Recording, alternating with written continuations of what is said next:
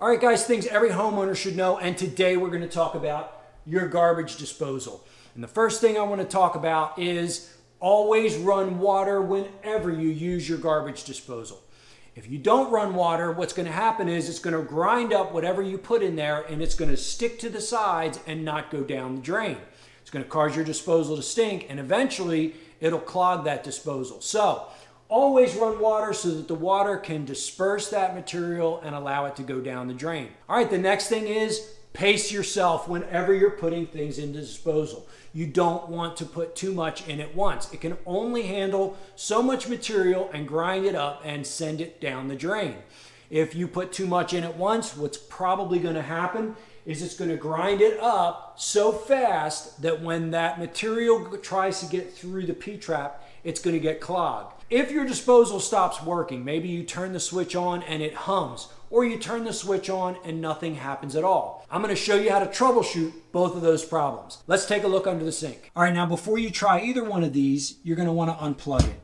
Now yours might not have a plug, yours might be directly wired, and if that's the case, you're going to have to find the breaker and shut off the power. But you definitely want to disconnect power to this before you do anything.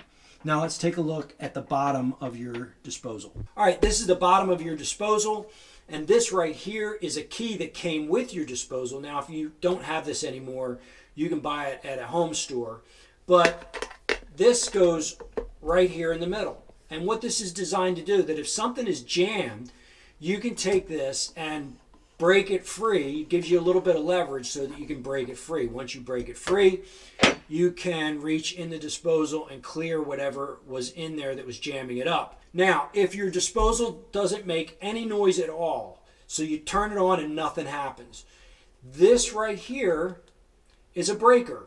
And what will happen is, a lot of times if it's jammed up, this breaker will trip. And all you have to do is push this button back in, it's going to restore power. But if when you turn it back on, it starts humming, turn it off right away, it's probably jammed, and then you can take the key and clear whatever's jammed in there. So those are the two things you can try.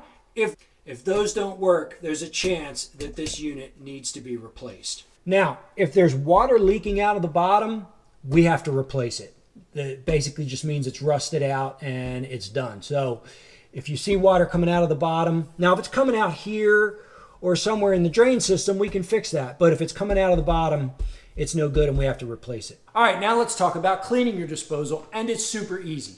All you gotta do is run water, run your disposal, and drop a bunch of ice in there. And what's gonna happen is that ice is gonna act like an aggregate. It's gonna bounce around the blades, it's gonna bounce against the walls, and it's basically gonna break up any debris that's caught in there.